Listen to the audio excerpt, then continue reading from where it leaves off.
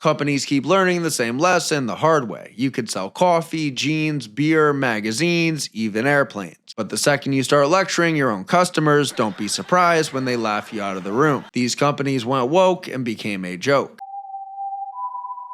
Let's begin with Boeing, because when a company that makes airplanes becomes a joke, that's not just embarrassing, that's terrifying. Boeing is supposed to be one of the most serious companies in America. This isn't a coffee chain, this isn't a makeup brand, this is commercial aircraft. Safety is the product. But under CEO Dave Calhoun, Boeing pushed diversity hiring goals, representation targets, and even a pledge to reach 20% black representation by 2025. And while all that was happening, the company was falling apart in public. Like, for example, the 737 MAX crash that killed 346 people. Or in January 2024, when a door plug blew out of a Boeing 737 MAX 9 during an Alaska Airlines flight. And then it got even darker. Boeing whistleblower John Barnett had already warned about serious quality problems, including emergency oxygen system failures and bad parts. In March 2024, while he was in South Carolina giving a deposition against Boeing, he was found dead in his truck from an apparent self-inflicted gunshot wound. Police ruled it a suicide. The internet immediately exploded with conspiracy theories, and rightly so, because that whole thing was crazy timing. And look, you don't have to prove DEI caused a door to fly off a plane to see the problem here. The problem is priorities. Planes were failing, whistleblowers were speaking out, workers didn't feel protected, the company had a massive trust problem, and corporate leadership still found the time to brag about representation and equality. Diversity and inclusion. All those folks who are underrepresented in our advanced education systems around the world, we got to find them. We got to put them in. We have to liberate them and give them the opportunities. Then came some big humiliations. Boeing pleaded guilty to federal fraud charges. It lost $11.8 billion in 2024. Its stock dropped 32%, making it the worst performer in the Dow. 33,000 workers went on strike for 7 weeks. Dave Calhoun eventually stepped down as CEO. And by October 2024, Boeing quietly disbanded its global DEI department. So after all that corporate virtue signaling, what did it actually accomplish? It didn't save the CEO, it didn't save the company, and it definitely didn't keep the doors on its planes. Now we're going from terrifying to downright embarrassing. Sports Illustrated used to be untouchable. It was one of the biggest names in sports media. Iconic covers, big-time writers, and of course the swimsuit issue, which used to be one of the most recognizable magazine issues in America. Then the brand started chasing a totally different audience. In 2022, Sports Illustrated put plus-size model Yumi Nu on the cover, which led to my favorite Jordan Peterson tweet ever. Sorry, not beautiful, and no amount of authoritarian tolerance is going to change that. Then in 2023, they put transgender singer Kim Petras on the swimsuit issue cover. And at that point, a lot of longtime readers were asking the obvious question: who is this even for anymore? But somehow that wasn't even the most embarrassing part, because Sports Illustrated didn't just go woke, it went fake. In November 2023, Futurism exposed that Sports Illustrated had published AI-generated articles under fake author names with fake headshots. Fake writers, fake faces, fake credibility. For a magazine that built its name on sports journalism, that's pretty brutal. They denied it, pulled the articles, launched an investigation, and executives ended up getting fired. Then came the financial disaster. In January 2024, Arena Group, its parent company, missed a $3.7 million payment to the Sports Illustrated license. The license got terminated. Following this, staff were told a significant number, possibly all, of the workers could be laid off. And the stock, which had been above $9 per share a year earlier, was under $1 per share by January 2024. But the woke covers were not the only reason that Sports Illustrated collapsed. Print media was already dying, Arena Group was a mess, the AI scandal destroyed trust, and the licensing disaster was its own problem. But that's exactly the point. Sports Illustrated was already weak, and instead of getting back to what made people care about it in the first place, they chased progressive applause, published fake writers, lost credibility, missed payments, and turned one of the most famous sports brands in America into a punchline. Now let's go from collapse to surrender, because Tractor Supply might be the funniest corporate retreat of the entire anti-woke backlash. This is a company that sells farm supplies, livestock gear, pet food, fencing, and everything else rural America actually uses. Their customer base is not sitting around waiting for climate pledges and pride campaigns from a feed store. But under CEO Hal Lawton, Tractor Supply had quietly built the full corporate DEI machine. Diversity roles, diversity goals, climate commitments, pride-related activity, data submissions to the Human Rights Campaign.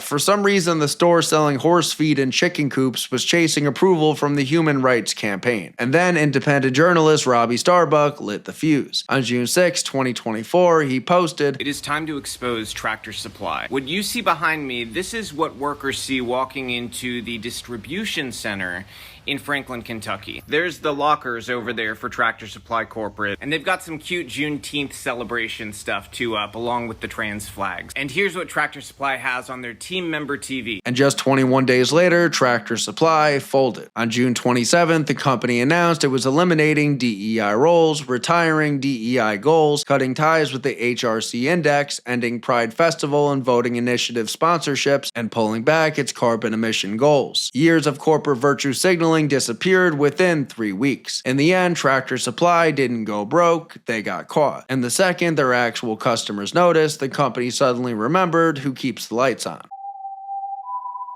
And then there's Starbucks, the coffee chain that somehow managed to make everybody mad at once. Starbucks already had the progressive image, the DEI programs, the union drama, the activist branding. Then by late 2023, Starbucks Workers United posted a pro-Palestinian message saying solidarity with Palestine. And because the union was using Starbucks branding, Starbucks sued its own workers union. That's when things really blew up. The left went after Starbucks over Palestine and the lawsuit. The right was already tired of the company's woke corporate culture. Maybe we should boycott Starbucks. I don't know. Seriously. I don't care.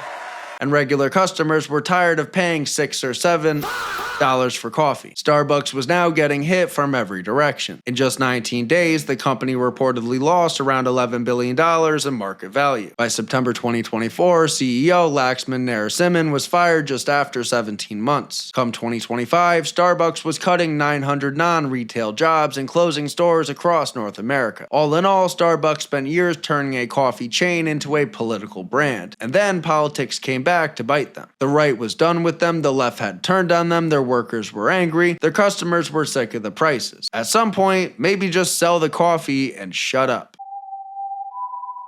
And then there's Dove, a brand that spent years telling women it was all about real beauty, and somehow ended up accused of erasing women altogether. The original campaign for real beauty made sense. Normal women, natural bodies, less fake ad world nonsense. But over time, Dove turned that message into full-blown activist branding. The biggest backlash came in September 2023, when Dove partnered with Zayana Bryant for a fat liberation campaign. To learn more about fat liberation and the campaign for size freedom that Dove is supporting, visit dove.com/size freedom. Tap in, join the campaign, support the campaign. This is important and we should all be talking about it. And Bryant wasn't just some random chunky influencer. She was a BLM activist from UVA who became known for her role in the Morgan Bettinger controversy. Bettinger was a UVA student accused of threatening protesters during the 2020 George Floyd protests. The accusations, which came from Dove's new partner, wrecked Morgan's reputation, nearly got her expelled, and followed her for years. So when Dove hired Bryant for a fat liberation campaign, people saw it as the company rewarding exactly the kind of activists they were already sick of. This move elicited many responses, but the one that summed it up the best came from Elon Musk.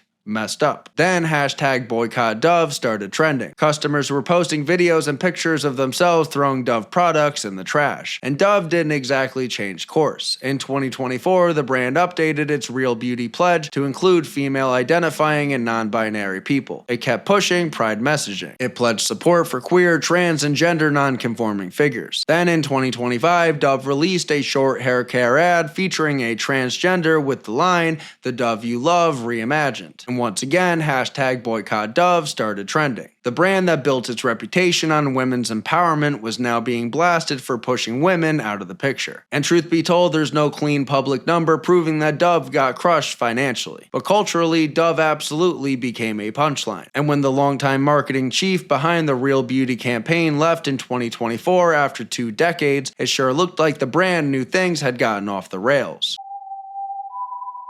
You also had Miller Lite, and this one was just sad. Back in March 2023, for Women's History Month, Miller Lite released an ad called Bad Shit to Good Shit. The ad featured Alana Glazer lecturing people about how the beer industry used women in bikinis to sell beer. In the ad, Alana Glazer announced that Miller Lite would collect old sexist beer ads, turn them into compost, and use that compost to grow hops for female brewers. Look at this wild. It's time beer made it up to women.